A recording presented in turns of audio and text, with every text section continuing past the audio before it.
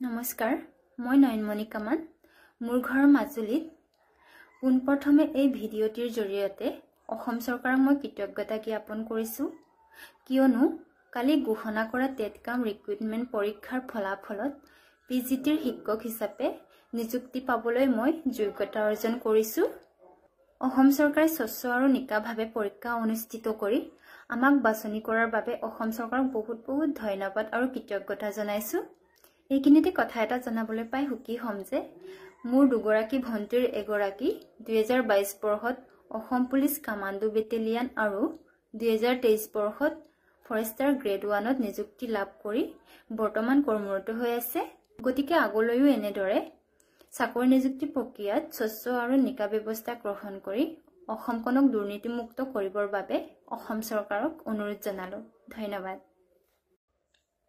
নমস্কাৰ, মই নয়নমণি কামান।